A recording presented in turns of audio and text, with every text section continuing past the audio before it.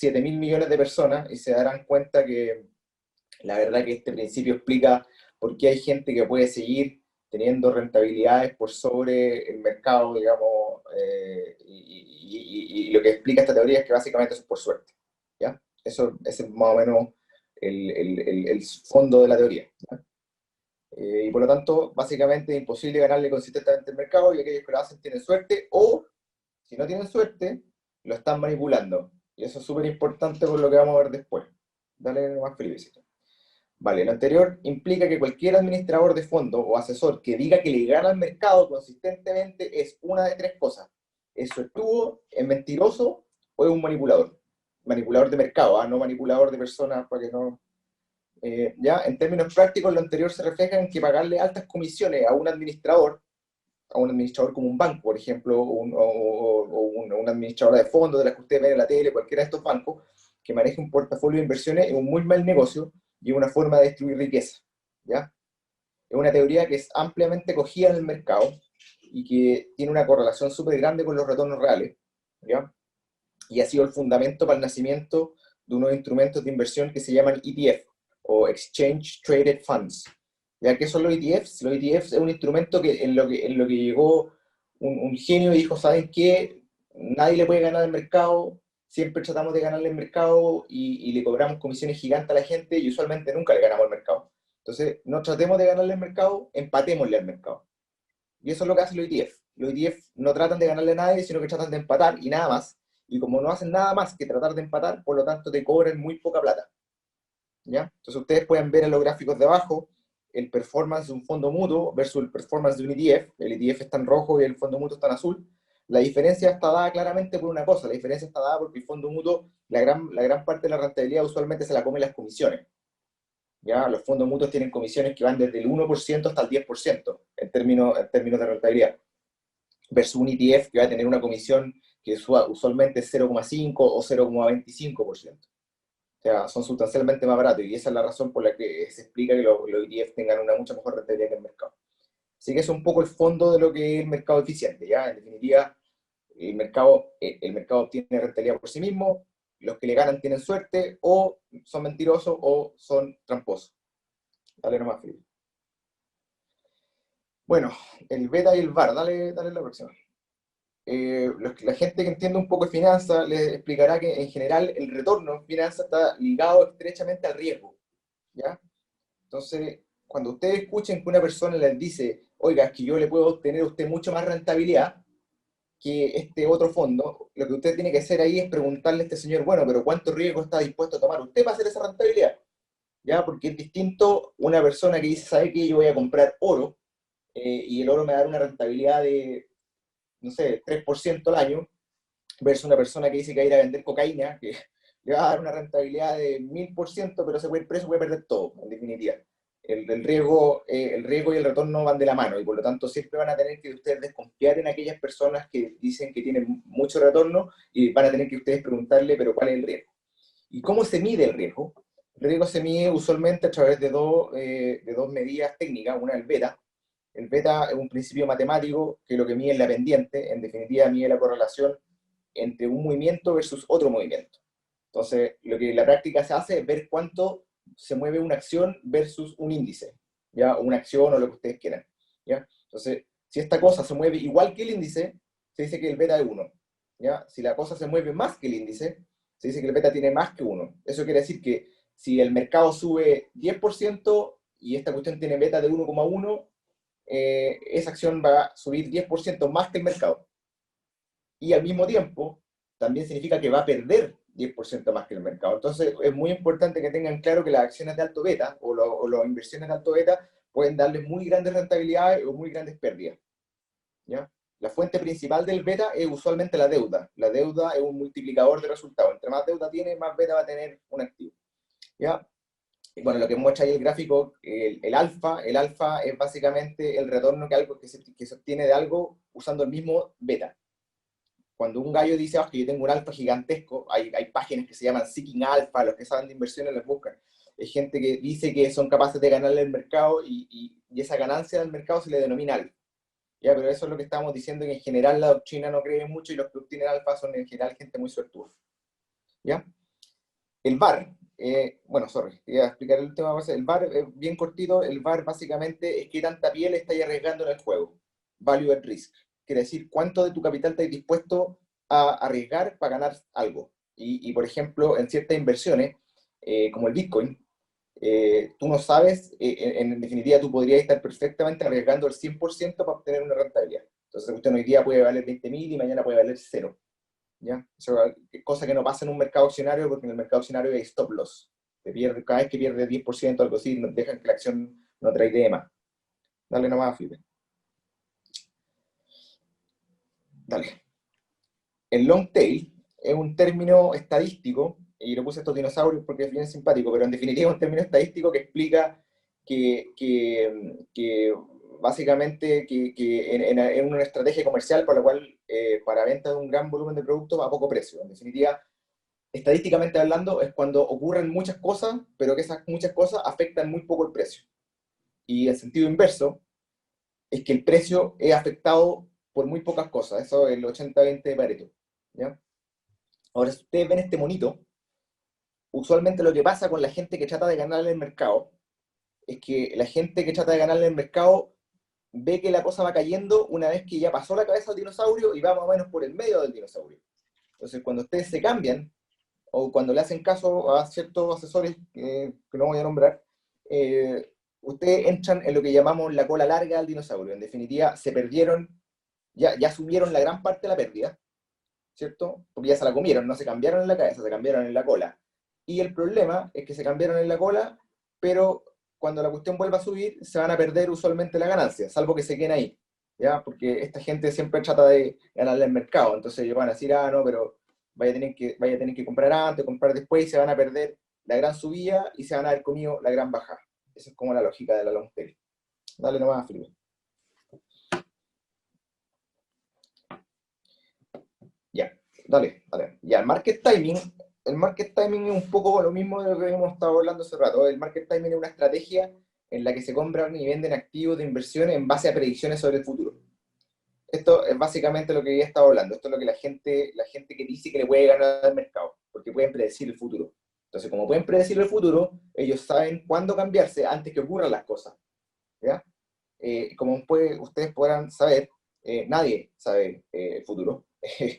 Y por lo mismo, ahí les puse dos ejemplos, pero ese es Warren Buffett, para los que no lo conozcan, Warren Buffett es el manager de Berkshire Hathaway, que es tal vez el fondo de inversión más grande del mundo, uno de los billonarios más grandes del mundo y la persona más respetada en el mundo de las inversiones. Básicamente los dos ejemplos están en inglés, pero lo que dice Warren Buffett es que en definitiva nadie puede ganarle el futuro, o sea, nadie puede predecir el futuro y no traten de hacerlo, básicamente. ¿Ya? Entonces, una estrategia de market timing en general se basa en tres cosas. Se basa en que la gente sobreestima sus capacidades predictivas, eh, y eso lo hace usualmente porque hay veces que puede haberle funcionado, y le puede haber funcionado por suerte, básicamente.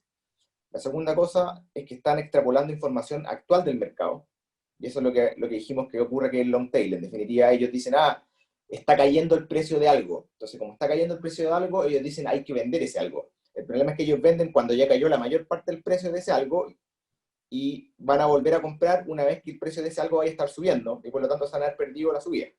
Entonces, eso es lo que yo le expliqué antes del long tail. Y la tercera cosa en la que ocurre con el market timing es que se utiliza con la intención de manipular el mercado, y eso es un delito que lo vamos a ver más adelante. Bueno, Feliz y Forrado hace market timing, esa es como su estrategia, digamos, ¿ya?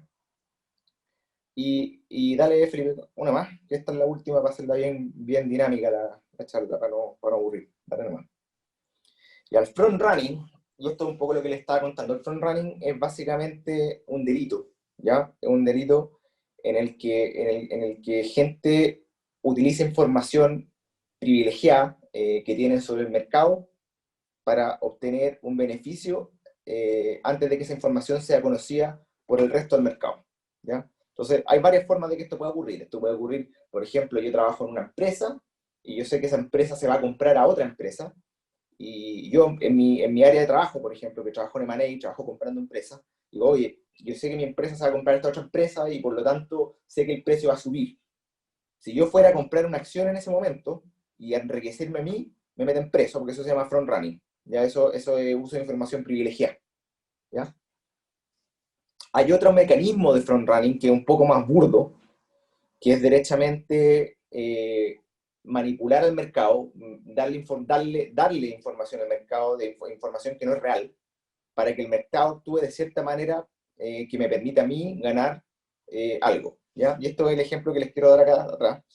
Aquí tenemos un asesor previsional que se llama Gilberto Lorenciani, ya compra dólares en su cuenta personal y después aconseja a sus miles de clientes que cambien sus portafolios de inversión a sabiendas que esto implicará que las administradoras de dicho portafolio tendrán que ir al mercado a comprar millones de dólares debido a este cambio, ¿ya?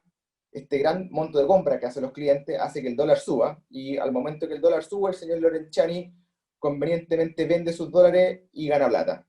Y se beneficia personalmente, y los que posiblemente no se benefician son los clientes, porque los clientes van a haber entrado en diferentes momentos. Tal vez los primeros se van a beneficiar, medio piramidal, y los del final probablemente no se van a beneficiar, todo lo contrario. Yo diría que eso es un poco el fondo de los temas que yo quería explicarle antes de que entráramos a la conversación. Lo hice bastante más rápido para que pudiéramos conversar, porque me parece que se gana mucho más en ese debate.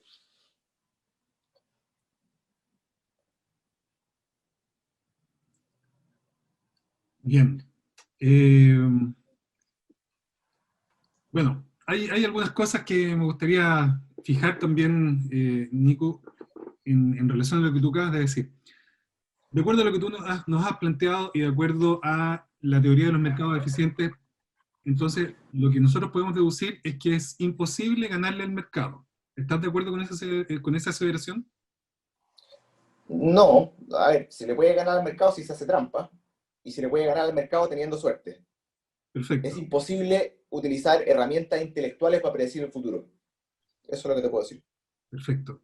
Ahora, la crítica normalmente desde la escuela austriaca hace la economía neoclásica, especialmente la economía keynesiana, precisamente es el uso y abuso de los modelos económicos. En el fondo, Sí, la excesiva matematización de los modelos que en el fondo asumen desde el punto de vista del comportamiento humano, desde el punto de vista del comportamiento económico humano, que es posible de predecir el comportamiento humano, y tenemos enorme cantidad de documentación respecto de este modelo del Homo economicus, que no es tal. En el fondo, personas que toman decisiones económicas completamente contrarias a la racionalidad.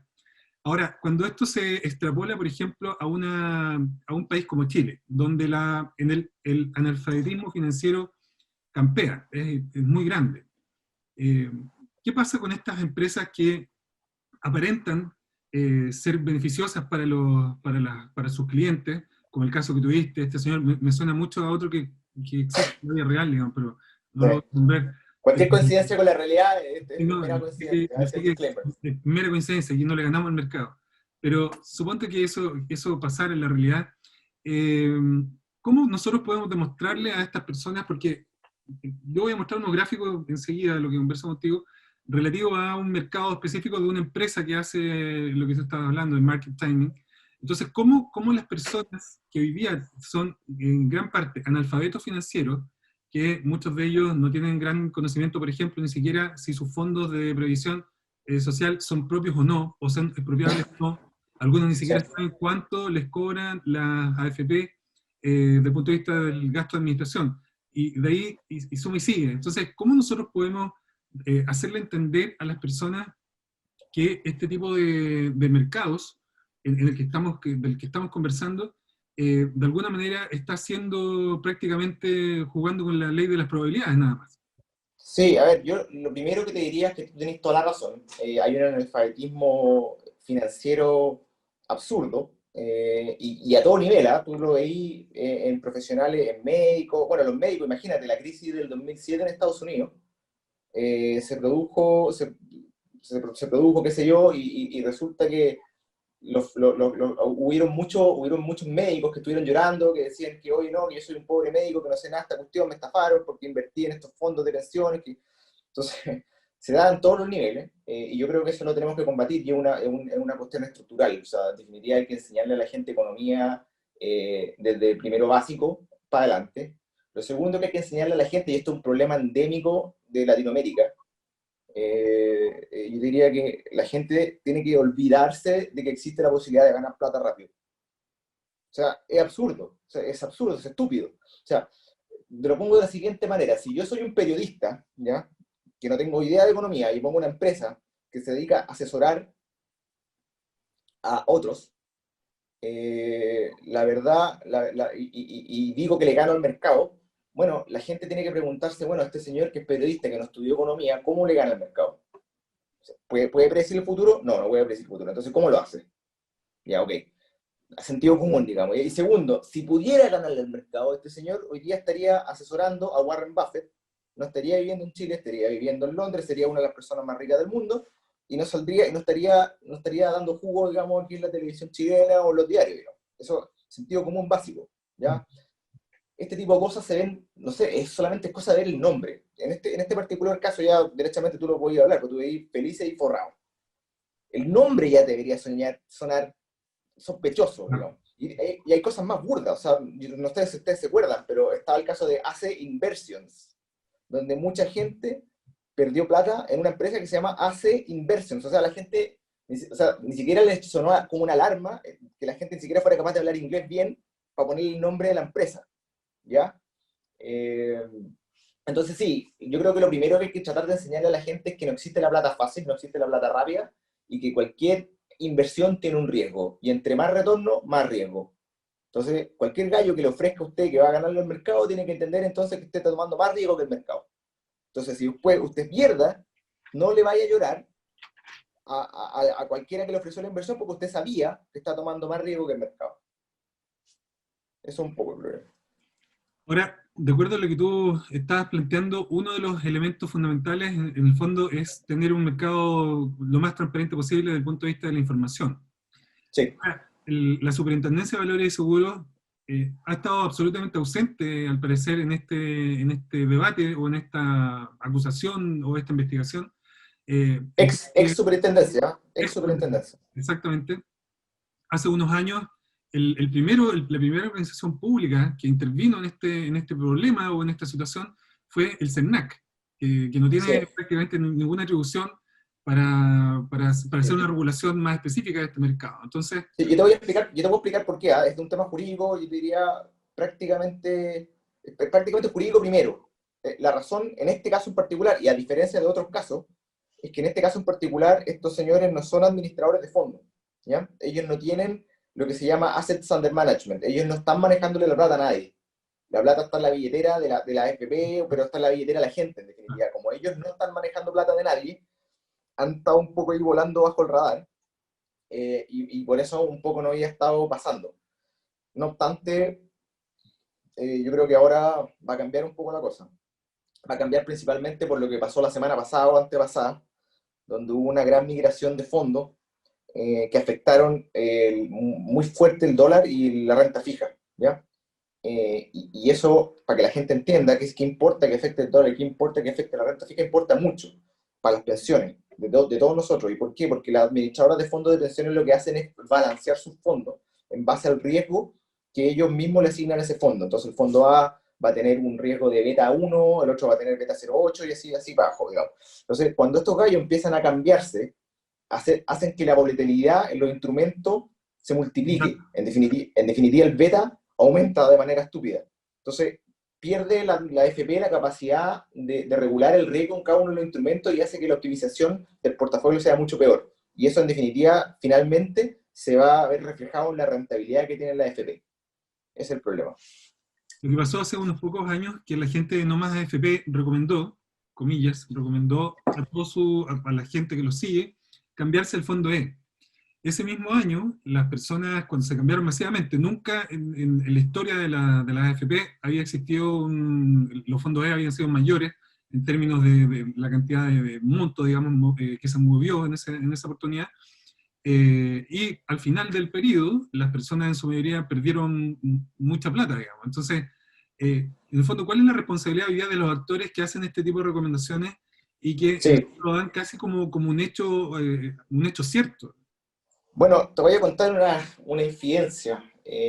Yo trabajaba algunos años atrás en una institución financiera que no voy a mencionar, y participé de la compra tal vez más grande en la historia de Chile de una institución financiera fuera de Chile. Yo trabajé en Estados Unidos en un banco, era vicepresidente de estrategia de este banco, y nosotros nos compramos este banco, y al momento de habernos tratado de comprar ese banco, se demoró la aprobación de esa compra algo así como 3 años, desde que se firmó el contrato de compra-venta hasta que el banco, la Fed, el Banco Central norteamericano, nos aprobó la compra. ¿Por qué? Una de las razones era porque Chile los gringos, si tú queriste mirar para abajo, oye, el Chile es medio ordinarión, hay que tener cuidado. Era la primera compra después del 2010.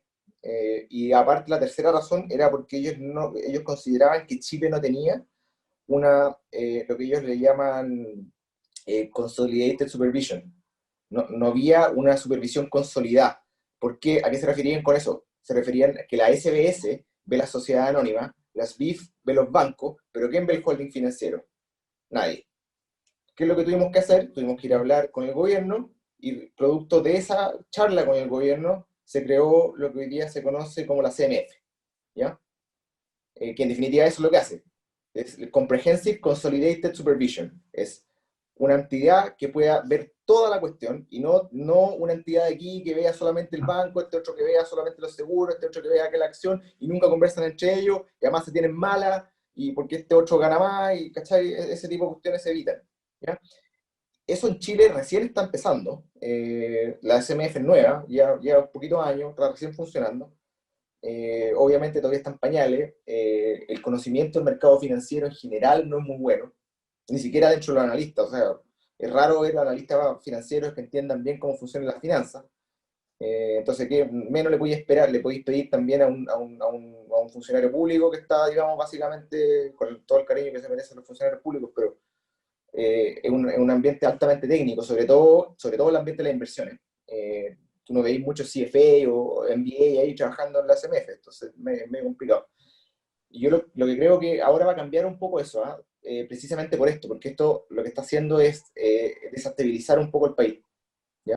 De cierta manera, está desestabilizando el sistema de pensiones, que ya está bien desestabilizado con lo que está pasando en la política, entonces imagínate.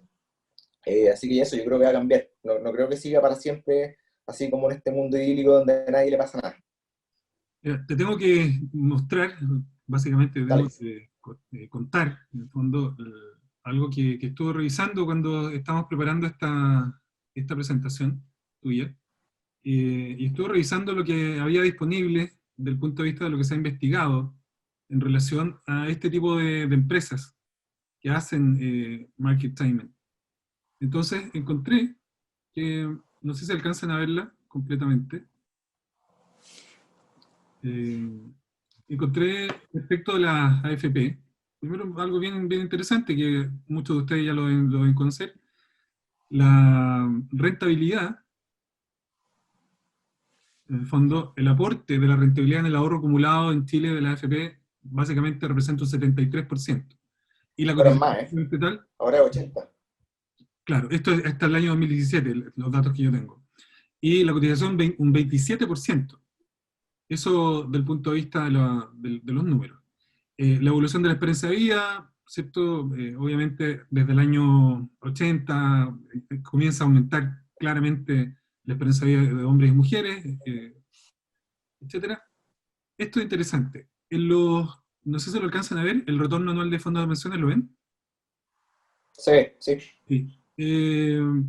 Aquí, bueno, hay una gráfica que en el fondo representa cómo ha sido el retorno anual de los fondos de pensiones manejados por las AFP. Y solamente hay un año, 2008-2009, que tuvimos una volatilidad mundial, producto de una serie de crisis tanto en Europa como en Estados Unidos, donde baja obviamente y tiene tasas negativas y se recupera luego el efecto rebote a partir del año 2009 de una manera muy importante. Y eso ha sido sistemático, o sea, siempre las rentabilidades de las AFP, entiendo que incluso la rentabilidad promedio que consigue la AFP está por sobre el Standard & Poor's, por ejemplo, desde el punto de vista de la rentabilidad promedio de los instrumentos que manejan. Pero les Sí. voy a mostrar esto. Esto es lo que más me llamó la atención y tiene que ver con esta empresa que es Felices de Forrado. Esta empresa nace según su fundador, básicamente para aportar a los ciudadanos chilenos, para aportar al conocimiento financiero en Chile. Y comienza, según esta investigación, esta es una tesis de un ingeniero comercial de la Universidad de Chile, de la Escuela de Economía, para el magíster en finanzas en economía de la Chile, y parte esta empresa con buenas predicciones, entre comillas. Por lo menos los 2 o 3 primeros años comienza a ganarle sus predicciones a los distintos fondos de la AFP, pero después comienza a acercarse a la brecha, acercarse a la brecha, acercarse a la brecha, y termina en el año 2017. Entonces aparece esta simulación y señala que una persona que hubiese tenido 10 millones de pesos y que no hubiese seguido las recomendaciones de Felice y Forrado, al término del periodo hubiese tenido rentabilidades, por ejemplo, en el fondo A de 56,8% de lo que tenía inicialmente, en el fondo E 53,4%, que incluso le gana a la mejor recomendación de Felice y Forrado, que es de un 51,2%. Entonces, es muy interesante eso, porque desde esta perspectiva lo que nos queda claro es que la estrategia de Felice Forrado tiene una serie de críticas que se le pueden hacer desde el punto de vista económico y financiero, pero principalmente es básicamente porque en algunos periodos esta misma investigación señala que el nivel de efectividad de las supuestas predicciones de Felice Forrado en el periodo acumulado es de un 33%. Entonces, si uno hubiese, por ejemplo, lanzado una moneda al aire, hubiese tenido mayor posibilidad de tener aceptar que si hubiese seguido las recomendaciones de Felicia Forrado. No sé, ¿qué nos puedes decir al respecto en este caso, Nico? Sí, bueno, un poco lo que les contaba de la teoría del mercado eficiente. Tenéis 50% de probabilidad de chuntarle, si le chuntaste menos que eso, ya tenéis mala suerte, pero mira, yo creo que para los que no me conocen, yo soy cofundador con Francisco Caña y con María José Hernández de Hayek Labs. Nosotros en algún momento, María José, que participa en el Partido Libertario, en algún momento nosotros hicimos un estudio, lo subimos a redes sociales, de la rentabilidad de las pensiones versus el mercado. Y es un estudio bastante interesante, porque te muestra que las pensiones han rentado desde el 2004 hasta el 2020, hasta junio del 2020, es algo así como UF más 6,9. Esa es la rentabilidad histórica desde el fondo C, que se creó en los 80 hasta hoy día, UF más 6,9. UF más 6,9, para lo que no entienden, significa que por sobre la UF te está dando 6,9 de retorno, por ciento. Eso significa que en términos nominales te está dando algo así como 10% de rentabilidad. Eso es absurdo. O sea, 10% de rentabilidad es más de lo que le está rentando IPSA a un accionista. ¿Ya? En definitiva, te renta más que un fondo mutuo. Mucho ¿Por más. qué te renta más que un fondo mutuo la FP? Fácil, porque la FP no te está cobrando la comisión que te cobra el fondo mutuo. Esa es la razón, ¿ya? Las FP son tienen un equipo técnico muy bueno, tremendamente bueno, son súper buenos en optimizar portafolio y han logrado rentabilidades impresionantes. En este caso que tú me estás mostrando acá, se ve claramente que Felices Forrados tenía una estrategia, digamos, de lanzamoneda, y básicamente si tú veis los picos, se nota un poco ahí también que tenían mucho más beta. Si tú te fijas al principio, los picos del principio del 2011 para adelante, estáis mirando que a la subida del fondo E, estos gallos tenían una subida pasada, o sea, pasado el long tail. En definitiva, una vez pasaron lo que ellos observaban, daban la recomendación y con mucho más beta. Y así para arriba, digamos, ellos en definitiva tenían mucho más beta que el mercado, casi replica la curva del fondo E, pero más brusca. Y al replicarla de forma más brusca, obviamente va a caer de manera más brusca también. Entonces es un poco lo que les pasó, digamos. Pero yo creo que está bastante claro, o sea, me parece que la gente debe tener claro que nadie es capaz de predecir el futuro, tienen que tener sentido común. O sea, perdona, el economista jefe de esta empresa estuvo preso por una estafa piramidal, o sea, ¿de qué estamos hablando? ¿Ya? ¿Cuál es el nivel técnico? O sea, yo Rafa entiendo Garay. que hay gente... ¿Ah? Rafa Garay. Sí, Rafa Garay. Yo entiendo que hay gente, yo lo leí, porque realmente me meto a leer y es doloroso leer tanta cosa, pero me meto a leer los comentarios y de repente veo gente que dice, no, es que los grandes capitales están conspirando contra Felice Forrado, pero ¿qué grandes capitales? Si, de partida Felice Forrado no es competencia de ningún gran capital. no le mueven la aguja a ningún banco. Al único al que le mueven la aguja son a nosotros, los pensionados. ¿Ya? El banco se va a reír de Felicidad, no le interesa, no le importa, no le afecta en nada. O sea, yo no sé si ustedes creen que, no sé, que Warren Buffett va a estar muy asustado del señor Lorenzini, pero la verdad que no, digamos. Entonces, la gente tiene que tener un poco sentido común ahí, ¿ya? Insisto, no hay nadie que lo pueda hacer rico rápidamente. Si quieren ser ricos rápido, tienen que también estar dispuestos a ser pobres muy rápido. Sí, es una buena frase que lo podrías acuñar. Sí, Claro. hay otro tema importante relacionado con lo que tú estás diciendo recién. En los días previos a esta entrevista, vi que Lorenzini y compañía sostuvieron o quisieron sostener algunas reuniones con la gente del Banco Central. Básicamente porque el tema de meter lo que tú estás diciendo precedentemente, en el fondo, el tema de la compra-venta de grandes volúmenes de divisas, en el fondo eso afecta enormemente al mercado, porque el mercado chileno además es muy pequeño, entonces cualquier variación importante, o sea, yo no sé cuántos clientes tiene esta empresa aproximadamente, no sé si No, no tengo claro. tú sabes. No. El problema es ese, el problema es que para un mercado tan pequeño como el mercado chileno, mover grandes volúmenes de dinero desde un fondo a otro efectivamente tiene un efecto colateral importante en la economía. Entonces, ¿cómo se puede regular ese aspecto? O sea, ¿lo regula solamente el mercado? ¿No hay ningún aspecto penal entre medio relacionado con eso? Mira, sí, a ver, si bien soy abogado, porque lo tengan claro, en verdad no soy abogado, ¿eh? Trabajé de abogado 2 años, pero soy economista más que nada y me dedico a la finanza, entonces los aspectos penales no los manejo tan bien. Sí tengo claro que el front running, en este particular caso, el front running está penado por ley, ¿ya? Eso sin duda, ¿ya? Y yo creo que lo que va a empezar a pasar, entiendo, es que van a empezar a apretarle un poco el cuello a asesores, digamos, que son irresponsables. Que en definitiva, lo primero que podría pasar es que si se prueba que esta gente está tomando posiciones personales, que no lo sé, yo no lo sé, es una posibilidad, que esté tomando posiciones personales, eso es derechamente un delito y van a terminar presos. Eso es lo que es, digamos. Si no están tomando posiciones personales y lo único que están haciendo es dar recomendaciones irresponsables, yo creo que lo que podrían hacer es lo que hacen en Estados Unidos, que es derechamente licenciar,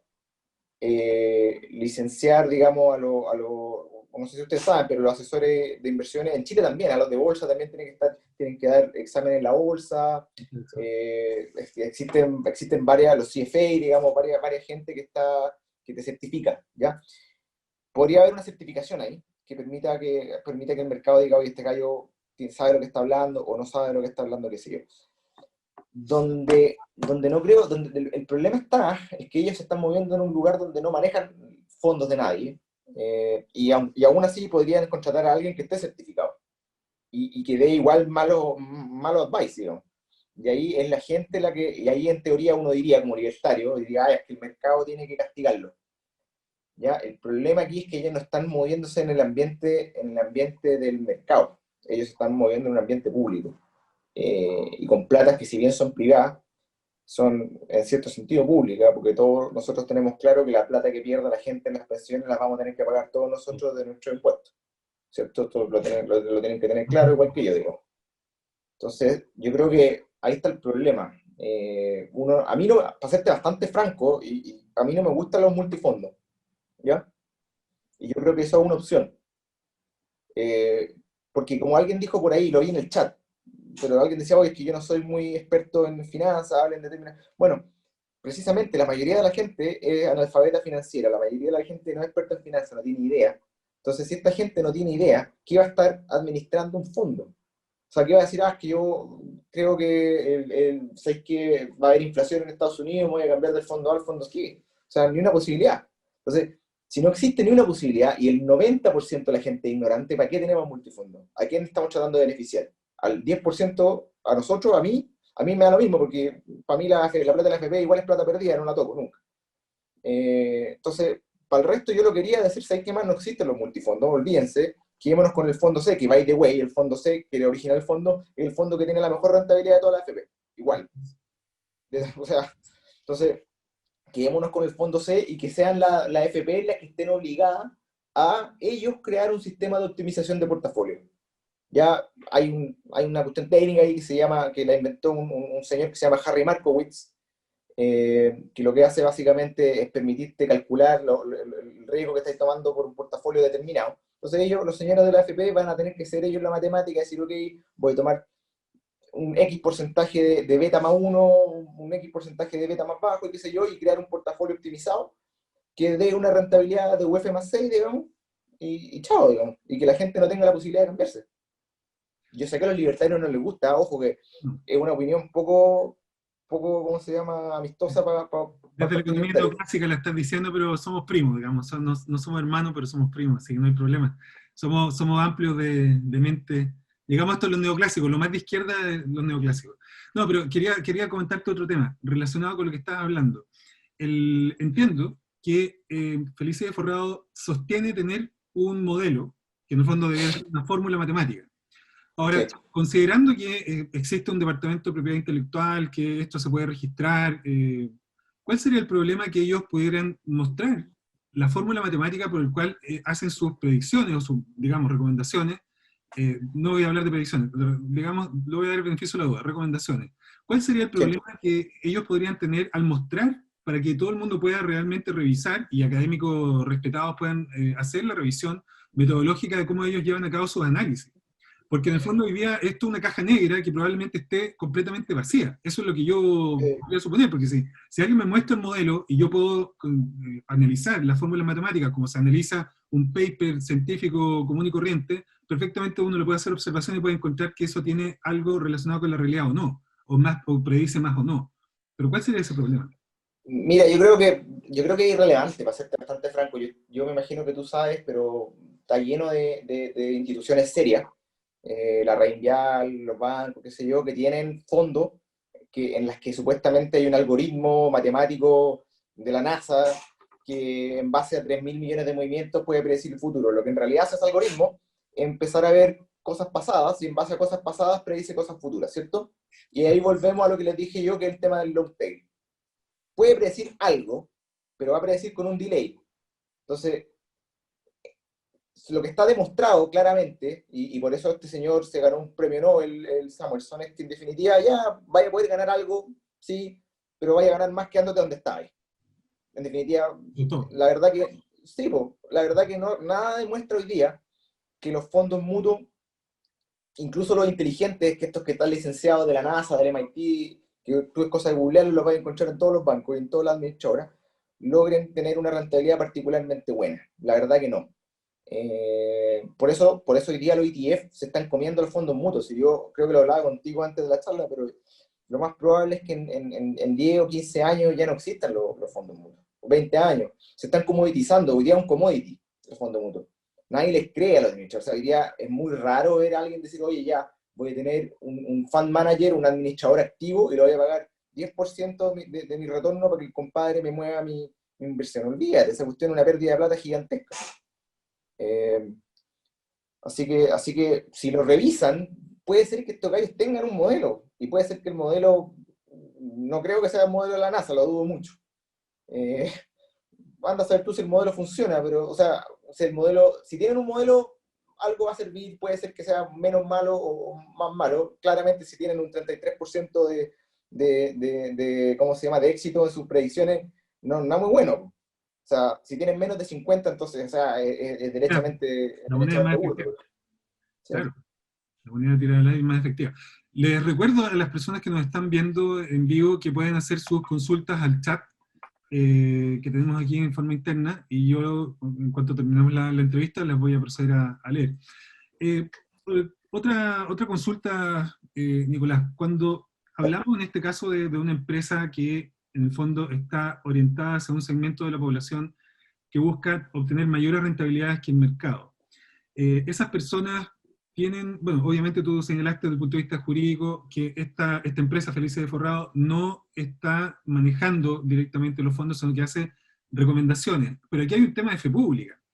Y en los temas de fe pública, especialmente si yo solamente pensando en Estados Unidos, violar la fe pública en el caso norteamericano es gravísimo. Una persona por mentir o sea, acá por quemar a alguien lo vitorean, digamos, cuando sale de la fiscalía. Sí. Imagínate mentira, aquí da lo mismo, aparentemente. Entonces, en el fondo, si es que hay algún elemento que de alguna manera está limítrofe con la violación a la ley, está más vinculado con el tema de la fe pública. ¿Qué efecto práctico tiene esto en la persona común y corriente? Por ejemplo, una persona que ha confiado, yo conocí a uno que en un chat que señalaba que llevaba, no sé, 20 años apostando a lo que le decía la FP, y de repente se cambió a Felices y Forrado y empezó a tener mayores rentabilidades. Y a pesar de que uno le demostró, o le pudiste demostrar, que esa rentabilidad no es tal porque ajustado con el riesgo, ajustado con el periodo y hecha una serie de ajustes, en el fondo esa rentabilidad no era tal como le habían indicado. ¿Qué pasa con el tema de la fe pública? ¿Cómo se logra mantener la fe pública? Porque en el fondo al final las personas empiezan a desconfiar de todo, de las instituciones que las regulan, de los regulados, etc. Mira, es un tema súper complicado y en el mundo en el que estamos viviendo hoy día se hace cada vez más complicado, por lo mismo que tú decías, hoy día la gente no cree en nada y como la gente no cree en nada y está cada vez más loca y básicamente media conspiranoica, yo creo que va a haber un boom de este tipo de estafas y de otro tipo de estafas o de instrumentos alternativos, olvídate, gigantesco. Ya las instituciones más grandes van a estar, yo creo que lo están pensando, es peligroso, ya, un tema sistémico, pero principalmente, para que lo tengan claro, aquí el principal afectado van a ser ustedes. O sea, a ver, los poderosos, no sé, Andrónico Luxi, si el señor amigo tuyo quiere perder su plata en Felices Forrados, bueno, es selección natural, digamos. El problema es cuando son 5 millones que lo que están haciendo es básicamente destruir sus propias pensiones y que después nosotros en 20 años más vamos a tener que pagar las pensiones de vuelta. Ahí es el problema. Sí, yo creo que el problema es que hoy día la gente en Chile es un país donde hay algo así como 19 millones de adolescentes y no hay ni un adulto, y la gente no es capaz de hacerse cargo de sus propios errores. Entonces, alguien en algún momento me preguntó, hace mucho tiempo atrás, creo que en High Class nos dijo, oye, es que ustedes están proponiendo un sistema, pero ¿por qué no dejan que la gente maneje su propia plata, que son fascistas, no sé qué? Y le digo, bueno, yo sería feliz que la gente maneje su propia plata siempre y cuando la gente sea capaz de hacerse cargo de sus propios problemas, y no es el caso. Entonces, en definitiva, al final la gente no confía en nada, perfecto. Si no quieren confiar en nada, perfecto. ¿Qué es lo que pasa en Estados Unidos con las vacunas? Con los antivacunas? Los pediatras dijeron, bueno, si usted no cree en las vacunas y cree en la Pachamama y en la magia negra, espectacular, pero no venga el médico. Y si le da cáncer, vaya con su chamán y que el chamán le haga con las hojitas de, qué sé yo, de, no sé, pues de eucalipto y se cure. Y si no se cura y se muere, bueno, selección natural. Aquí podríamos hacer lo mismo. Decir, oye, ¿sabe qué, señor? Usted es tonto, le creyó a la señora de los quesitos, le creyó a las Inversions y pensó que podía ganar 3.000 millones de dólares por día y ser más rico que Piñera o que Luxi. Bueno, señor, ¿qué quiere que le diga? Selección natural. El problema es que después sale la señora Juanita diciendo que me robaron todo lo que tenía, y la verdad es que no se lo robaron. Ese es el tema. Tomó una decisión, Eh, en el fondo. la señora Juanita tomó la decisión, y yo creo que como libertario y como Partido Libertario y en general, hoy día nosotros tenemos que luchar para que la gente sea capaz de hacerse cargo de sus propias decisiones. Si no somos capaces de implementar eso, nada de lo que hagamos, en ningún caso, ni en pensiones, ni en salud, ni en educación, ni en nada, nunca va a dar fruto. Porque básicamente estamos viviendo en un país donde hay puros niños chicos que quieren vivir de un papá, que es el Estado, y que en definitiva el papá les va a perdonar todos sus errores y les va a cubrir cuando se manden con duro. Y ahí estamos, digamos, Felipe. O sea, ese yo creo que, digamos, ya es ya a niveles más filosóficos e incluso globales. Pero La última pregunta, antes de pasar a las preguntas del público, esto es una discusión ya más ideológica, pero bueno, en los libertarios se da esta situación de por qué nos obligan a cotizar. Yo lo he leído, lo he escuchado. Yo, la única obligación que siento que un individuo debe tener en su vida es precisamente que lo obliguen a ahorrar. Básicamente por lo que tú acabas de decir, porque la propensión marginal al ahorro prácticamente es cero en el tiempo presente, y obviamente tu propensión marginal a consumir es casi uno, digamos. Entonces, el problema de esto es que si no obligas a las personas, obviamente vas a tener a la mal llamada o bien llamada señora Juanita, que es la que ahora está a esta hora escribiendo la Constitución nueva, y lo que le va a pasar a la señora Juanita es que como no va a tener plata, la señora Juanita va a sacar el artículo de la Constitución que dice que ella tiene derecho a una lista larga de cosas y le va a pedir a todos los contribuyentes, o más que pedir, le van a obligar a los contribuyentes a contribuir a la señora Juanita con las decisiones que ella tomó libremente. Sí. Entonces, si no los obligas o no nos obligan a ahorrar, va a tener un efecto sistémico. Por eso, es una discusión ideológica fundamentalmente. ¿Qué opinas tú al respecto de la No, obligación? Exacto. sí, sin duda, lo que yo te decía, o sea, para mí el ser libertario es un tema filosófico, muy parecido a lo que dice Milei, que es como anarcocapitalista desde el punto de vista filosófico, pero minarquista funcional. Yo soy más o menos igual. Yo me encanta creer en el mundo ideal del libertario, donde no hay ni una obligación estatal y no hay Estado. Lamentablemente, no nos podemos poner como los comunistas que viven en una utopía imposible de existir, ¿ya? ¿Y por qué? Porque la gente es incapaz de hacerse cargo de sus propios errores. No hoy día, ni mañana, ni en 10 años, ni en 100 años, no van a hacer. Porque son seres humanos, y los seres humanos tienen un bias, ¿cómo se dice en español? Tienen un sesgo. Sesgo. En definitiva, tiene este sesgo, digamos, de disminuir su responsabilidad y aumentar la responsabilidad del resto. Y es lo mismo que decís tú, también tienen el sesgo, digamos, el sesgo cortoplacista, que es lo que los lleva a consumir en vez de ahorrar. En definitiva, uno le asigna más valor al presente que al futuro. Dice, ¿qué me importa? Cuando tengo 80 años no me importa nada. No te importa cuando tenés 20 años, pero cuando tenés 80 años sí te importa.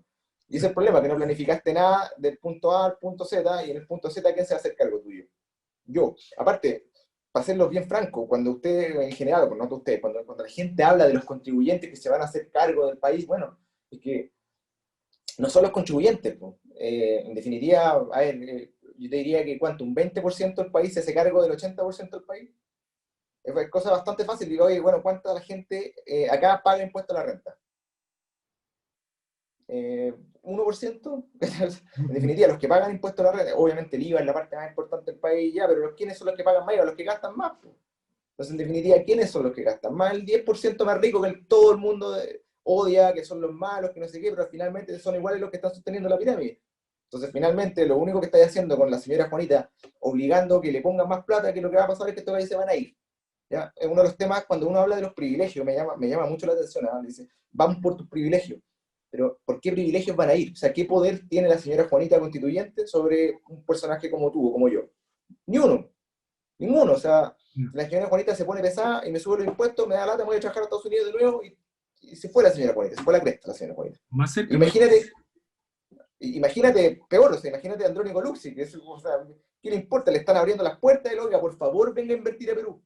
Por favor, venga a invertir a Ecuador. No le cobro impuestos, incluso, venga. Entonces, al final, ¿quién se queda pagando impuestos? ¿Los políticos? No, la señora Juanita menos, porque no paga impuestos y ahí terminan de nuevo en donde están nuestros amigos en el norte. Así que yo creo que por ahí va la cosa. Responsabilidad. perfecto, Nicolás. Voy a leer algunas de las preguntas que nos han hecho llegar. Claro. Hay una pregunta que va un poco más atrás, que es de Sebastián Díaz. Dice Sebastián, ¿y si nadie tiene el poder de predecir el futuro, cuál es el fundamento para justificar que las AFP van a tener mejor rentabilidad? ¿Por qué deberíamos creer a alguien como el mejor para manejar los fondos? Mira, a ver, de partida no estamos creyendo que la AFP lo hagan mejor, es un fact. ¿Ya? ¿Y por qué es un fact? Es un hecho que lo hace mejor. Es un hecho que lo hace mejor porque en definitiva es muy distinto decir que uno puede predecir el futuro al pie a decir que uno puede tomar ciertos antecedentes del futuro, ciertas cosas que están pasando hoy día para obtener una ganancia marginal. ¿Qué es lo que están haciendo la AFP? De hecho, si tú lo ves de una manera clara, las AFP tienen hoy día una rentabilidad casi a la par que el S&P 500, que es 7% en 30 años. ¿Por qué? Porque el fondo A, el fondo B y el fondo C invierten la mayoría de sus cosas en Estados Unidos.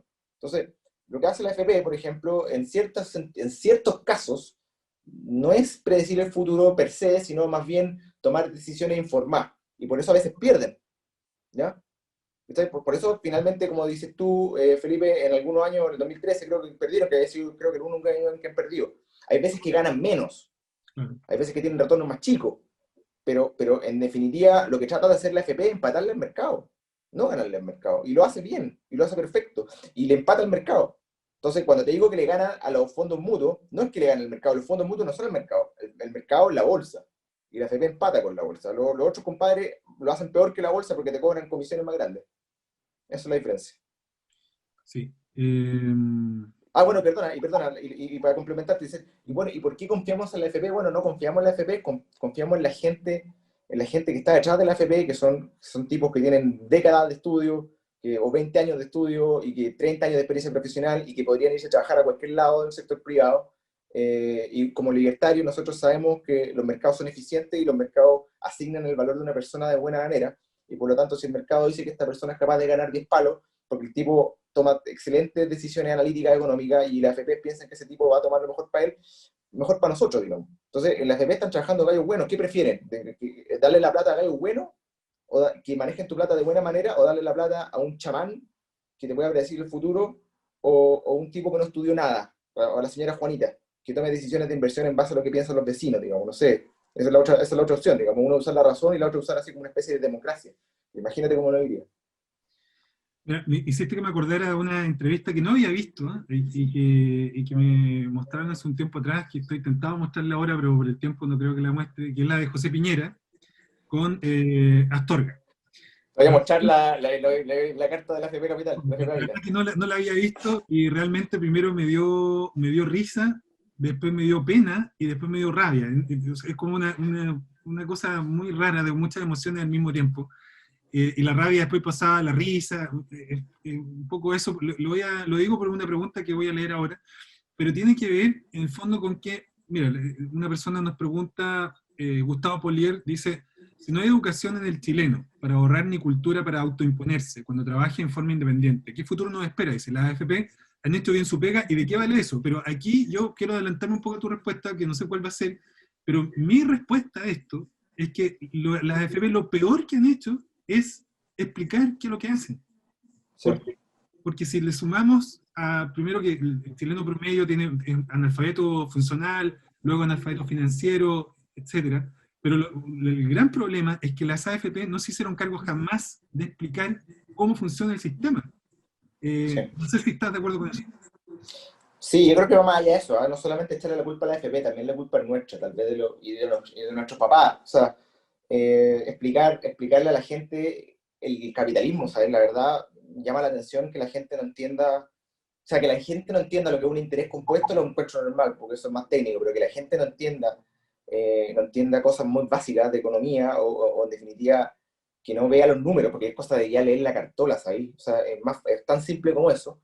Yo creo que es culpa un poco nuestra, la verdad, no solo de la FP han hecho mal la pega en explicar sin duda, pero también qué esperanza tiene la FP de explicar cosas. Nosotros lo vemos en Hayek Labs, tú le puedes mostrar a la gente datos, pero ¿de qué te sirve mostrarle la realidad a una persona que derechamente ¿cómo se llama? Es un fanático religioso? Es como tratar de, no sé, es como tratar de convencer a un musulmán de que Yahvé es Dios, digamos, no te sirve de nada. Yo creo que lo que nos está pasando, y para responder la pregunta de Gustavo, es que estamos en un momento crítico.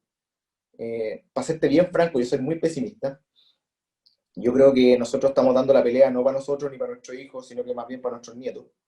Eh, y yo creo que la pelea que hay que dar aquí es una pelea cultural. Tenemos décadas de lavado mental, y que ese lavado mental no se va a reversar mostrándole a la gente la realidad. Porque tú le vas a poder mostrarle a la gente todo lo que tú queráis, que el 80% de lo que tiene la FP lo hizo la FP y le da lo mismo. No le importa. No le importa porque no le entra la razón. Es gente que es puramente emocional. Entonces, la verdad, Gustavo, eh, yo no tengo buenas noticias ahí que decirte, porque la verdad que encuentro que estamos en un mal momento y que nos depara un futuro no muy alentador, creo yo. Por lo menos en el lado de las pensiones. Yo creo que, no me gustaría decirlo, pero la verdad que no creo que yo creo que las FPs tienen el futuro medio contado. Así como vienen las cosas, si se dedican a sacar 10% más, que en verdad 70% más, y después 30% más, que el 90% más, ya ese es el golpe final. Eso es lo que están haciendo, para serte franco. Lo que están haciendo, a diferencia de lo que tiene el señor de Matamala, de lo que dijo el señor Matamala en su última carta, no sé si lo leyeron, que decía que básicamente que Milton Friedman iba a decirle a la gente que eran hijos de él porque estaban repartiendo la plata de la AFP. Yo creo que es todo lo contrario. No sé si Matamala se equivocó, se fue un güiro, leyó mal la cosa, pero en definitiva lo que están haciendo es súper claro. Lo que están haciendo es destruyendo el sistema AFP. Y lo están logrando, con la ayuda de la derecha. Por supuesto, por supuesto. Volviendo un poco al tema de la entrevista, el rol de los comunicadores, porque en esa oportunidad padre, digamos, del sistema, le hablaba, le comentaba una carta, en el fondo, le mostraba, 5 veces le mostró la carta, le mostró lo que decía la carta. Luego, este periodista le dice, un poco siguiendo lo que tú estás señalando, le dice, pero es que la AFP prometieron rentabilidades sobre el 70%. ¿Ah? Entonces él lee la carta nuevamente y sale 76% en rentabilidad. Entonces él le pregunta, le retruca el periodista, entonces le dice, a ver, ¿cuánto? ¿76 es más o menos que 70? Y el Sí, periodista le responde, ¿me repite la pregunta, por favor? Y lo sí, da de verdad, porque en el fondo no entiende lo que le está preguntando, no entiende la estadística. Y cuando le hablaba del promedio, tampoco entendió. Entonces, aquí hay un tema, yo creo que hay un tema ideológico de fondo, por supuesto, pero además hay una situación en que la responsabilidad de los medios de comunicación ha sido tan grande y tan sistemática que estas personas, yo no sé si en algún minuto van a pedirle perdón al país por el gran daño que están haciendo, porque en el fondo hay gente que asume, tú lo dijiste muy bien, el tema de los fanáticos religiosos, que incluso llega tú le muestras la realidad, le muestras los datos, y sin embargo no les interesa, no les importa. Piensan que la AFP se le están robando la plata, piensan todo tipo de teorías conspiranoicas. Entonces, ¿cómo se puede revertir eso? Porque el dato no mata relato, el relato no, mata pues, el dato, es al revés. efectivamente, sí, estamos de acuerdo. Bueno, a ver, yo creo que esa es la razón por la cual fundamos Hayek Labs con Francisco y con la María José, porque nosotros nos dimos cuenta que el relato mata al dato, para serte bien franco. No obstante, creemos que podemos hacer un buen relato apoyado por datos. A diferencia de Fundación Sol, que hace un relato apoyado de mentira ya derechamente, o de cherry picking, que te muestra como la mitad de la curva, no te muestra la curva completa. Nosotros lo que queremos hacer es algo así, y eso yo creo que es el rol de todos los que están acá. Vamos a tener que ser básicamente evangelizadores de la libertad, y nos va a costar, y va a ser un camino largo. Y pregúntale a los venezolanos que llevan 30, 40 años en la misma tontera. Los argentinos, ¿para qué decirte que desde 1880 eran una potencia mundial, digamos? El único país decreciente, lo que en economía le decíamos el único demerging economy. Eh, Básicamente que partieron primer mundo y van ahora para el cuarto, digamos. Eh, El de país africano. sí, pues, van Zambia, es peor que Zambia. Bueno, de hecho, entonces yo creo que el rol de cada uno de nosotros va a tener que ser, para serte bien franco, ir a evangelizar, ir a esparcir la palabra y tratar de revertir el lavado severo sistemático que están haciendo los medios ya a nivel mundial. Eso, porque aparte es un problema, porque no solamente es un problema a nivel local, ya es un problema a nivel global. Eh, yo no soy muy populista, y tal vez, y por lo mismo no me gusta tanto Trump, para serte franco. Mi mamá es norteamericana, yo vivía en Estados Unidos, eh, tengo una afinidad grande con ese país. Eh, no me gustaba Trump cuando salió, pero la verdad que hoy día, viendo el estado del mundo, la verdad que no me queda más que tratar de rogar porque salga de nuevo presidente, que se revierta la cuestión de alguna manera, porque la verdad que tú veis lo que está pasando en redes sociales y lo encuentro asqueroso. Es aterrador, ni siquiera asqueroso, es aterrador. No sé si ustedes vieron la entrevista, o sea, esta cuestión del Congreso a Dorsey y a Zuckerberg. Digamos que estos gallos tienen el poder de derechamente bloquear no Todo. solo al presidente de la República de Estados Unidos, sino que bloquearon al presidente de la Comisión de Libre Expresión del Senado. Lo bloquearon de Twitter, o sea, ya olvídate. O sea, estamos peleando con una cancha que está en desnivel. Somos la resistencia. Yo creo que nunca antes había sido un acto revolucionario ser de derecha. Yo creo que hoy día somos derechamente la revolución, la resistencia. Cuando los marxistas le dicen a usted, oye, es que están defendiendo el sistema, todo lo contrario. El sistema lo están defendiendo ellos. Nosotros Ellos son el estamos sistema. peleando por el sistema. Ellos son el Sí, pues. sistema. Ellos son el sistema, sin duda, sin Mira, duda. Mauricio no sale el apellido, nos pregunta, para los eventuales cambios que se vienen con posibles expropiaciones o estatización de pensiones, nueva constitución, etcétera, señora Juanita, ¿qué acciones individuales podemos tomar para hacer valer nuestro derecho de propiedad privada sobre nuestros propios ahorros? Sí, mira, a ver, yo creo que lamentablemente para el común de los mortales va a ser muy difícil. Si bien, a ver, no me gustaría decir si es que les dan la oportunidad, saquen la plata, porque yo sé que eso va a perjudicar al sistema, pero la verdad que saquen la plata, porque finalmente la va a sacar todo el mundo igual. Sobre todo si es sin impuestos. saquen la plata, inviértanla en algo donde no le puedan expropiar la plata. Es bastante fácil. No es tan fácil, es más fácil decirlo que hacerlo. No soy muy amigo del Bitcoin, si bien mi mejor amigo es básicamente un evangelista gigante del Bitcoin y me lleva molestando décadas ya con el tema, pero yo creo que es una opción, digamos, ¿eh? Si tenéis la posibilidad de meter la plata en un wallet que no puede ser robado por el gran hermano, no lo veo como una mala idea, ¿ya? Sobre todo si le podéis mover de Chile a Estados Unidos o por ahí, digamos. ¿Y qué otra opción podía hacer? A ver, una opción que no hagas es no inviertas en bienes raíces. Nadie, que no, por favor, no se le ocurra invertir en bienes raíces en este momento. Exacto. Eh, yo creo que lo que tienen que hacer es tratar de estar lo más líquido posible. Líquido significa tener inversiones que sean rápidamente convertibles en caja, ¿ya? No se compren autos caros, bueno, eso está de más, ¿ah? Es la típica cuestión que nosotros mismos no cumplimos, pero no se compren autos caros, ni relojes, ni tonteras. Traten de estar lo más líquido posible en instrumentos de inversión que no tengan que pasar por un middleman. Un ETF. Traten de meter la plata en un ETF, déjenla ahí, olvídense que existe y cuando sea el momento, si es que alguna es el momento, sacan la platita y sería, digamos. Mauricio también pregunta, ¿cómo ves el retirar el 10% para reingresarlo en la cuenta 2? Sí, una buena opción, es que ahí caí en el mismo lugar, pues si te expropian lo de la cuenta uno y va a morir la AFP, ¿qué hay que hacer con la plata de la cuenta 2? Si es que no te la expropian, digamos. Si no te la expropian, finalmente igual se va a cerrar la AFP. Entonces la AFP no se va a mantener meramente como un administrador de cuentas 2, porque finalmente no sé cuánta plata hay en la cuenta 2, pero me parece que no es suficiente para mantener los gastos de administración que debe tener la AFP, ¿cachai? Entonces, a ver, si bien en estricto rigor me parece bien, porque la cuenta 2 es bastante buena y tiene una súper buena rentabilidad, en la práctica yo creo que finalmente igual lo voy a tener que sacar de la FP, ¿ya? Ese es el tema, digamos. Si pueden, tal vez una opción muy buena son los APB. ¿Y por qué es muy buena? Es directamente porque no pagáis impuestos. Ahora, si ustedes están, y eso tal vez es más relevante para la gente que está en los puntos más altos de ingresos, que las tasas marginales de impuestos van subiendo. Si ustedes no están en las tasas marginales de impuestos muy grandes, o si ustedes le hacen devolución de renta, no están afecto impuesto a la renta, en verdad, lo mismo. Saca la plata donde sea y métela donde queráis, pero ojalá no en la FB, porque yo creo que no va a tener buen futuro eso. Otro tema, alguien nombraba aquí la fundación Troll, pero entiendo que no es la Troll, sino que tiene otro nombre.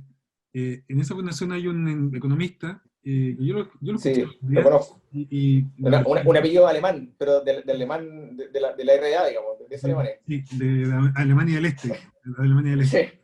Sí, y la verdad que cuando escuché a este economista, creo que ojalá sea economista, él decía una cosa que realmente se me pusieron los pelos de punta. Él dijo que los sistemas de reparto no eran tan malos y que habían algunos muy buenos ejemplos en el mundo. Entonces, los periodistas que lo estaban escuchando, que eran de un canal de televisión abierta, canal, no sé si Red Televisión o algo así, asentían, decían que sí.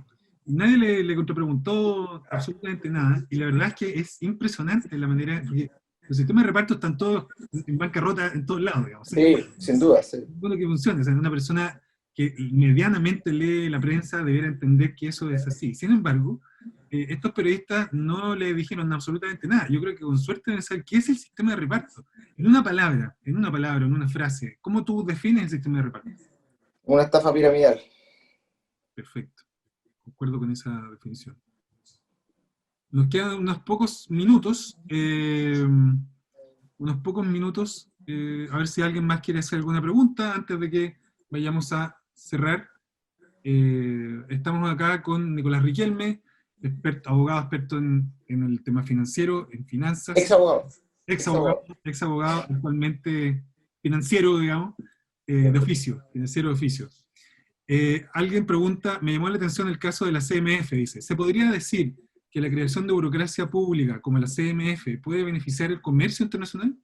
Sin duda, porque, a ver, nosotros sabemos que para que el mercado opere, el mercado libre, la oferta y la demanda, tiene que haber simetría de información, ¿correcto? Para que exista simetría de información, tiene que haber una regulación. Los seres humanos son tramposos y son malos por definición. ¿Ya? El que puede hacer trampa va a hacer trampa. es un fact de la vida, digamos, en general. Y por lo mismo es muy relevante que existan organismos que estén regulando las reglas del juego. Yo creo que la única razón por la que tiene que existir un Estado es para eso, digamos, para regular las reglas del juego, nada más. Que exista la CMF en general es mejor que exista las BIF y la SBS separadas, digamos, porque en definitiva está haciendo una sinergia. Yo me imagino que podéis echar secretaria, con todo el respeto que me merezca la secretaria, pero podéis cerrar oficinas, podéis hacer ahí un montón de sinergia. Ojalá que hicieran lo mismo con los ministerios, ¿no? Y que tuviéramos 3 ministerios en vez de 25.000 ministerios.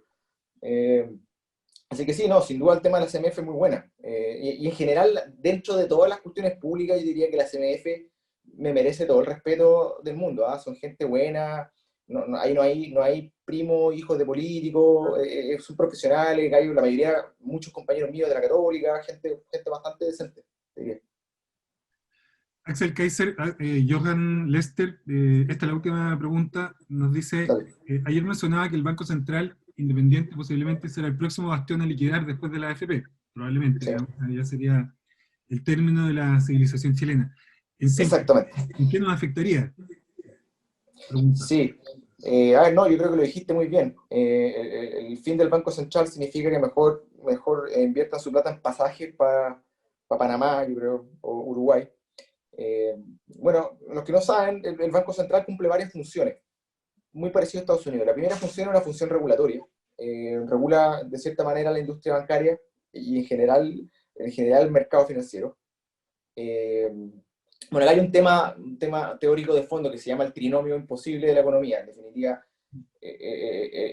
uno puede regular el tipo de cambio, puede regular, si tú querés, la libre entrada de inversión extranjera y puede regular la inflación, la política monetaria. Entonces, esas tres funciones las cumple el Banco Central. Pues el Banco Central es el que básicamente está ahí regulando el tipo de cambio, está regulando la inflación y está regulando también la entrada de capitales a través del Comité de Inversión Extranjera.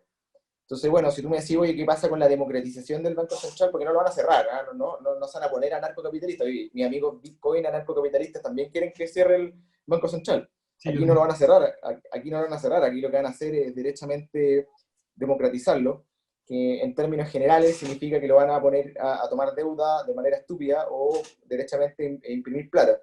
Y para los que no lo tengan claro, yo creo que la mayoría pues lo tienen claro, imprimir plata, inflación es un impuesto, y es el impuesto más fácil que puede poner el Estado.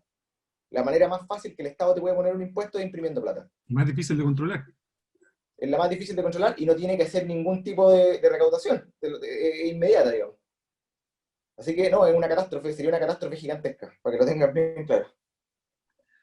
Perfecto. Le quiero agradecer a Nicolás por esta presentación, por esta conversación tan interesante que hoy es muy pertinente para lo que está viviendo nuestro país. Esperamos que este tiempo que nosotros estuvimos sea un aporte para que algunas personas que hoy día tienen dudas respecto a la decisión que tomaron en octubre pasado, ojalá no la vuelvan a cometer en abril del año próximo y piensen que acá está más que cualquier cosa en juego, está su vida, su libertad y su propiedad. No sé si nos quiere decir unas últimas palabras, Nicolás, antes de terminar. No, muchas gracias por la invitación, muchas gracias Felipe por moderar y gracias por el interés. Ojalá, bueno, en la presentación está mi correo, si me quieren escribir. Me interesa mucho que la gente aprenda, así que estoy súper abierto a contestar preguntas fuera de la reunión y qué sé yo, ningún problema.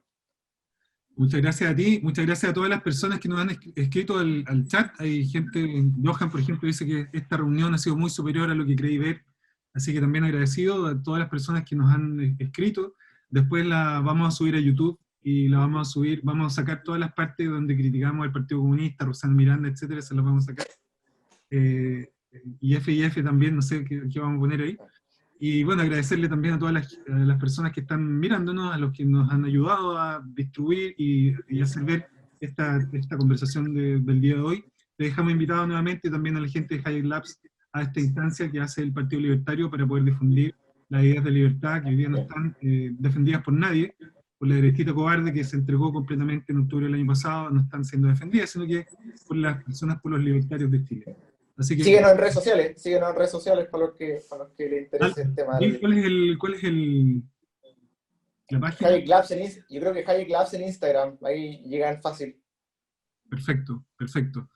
Muchas gracias, Nico, muchas gracias a todos y nos vemos próximamente en esta entrevista del Partido Libertario. Muchas gracias. Suerte, que vaya bien. Chao. Chao.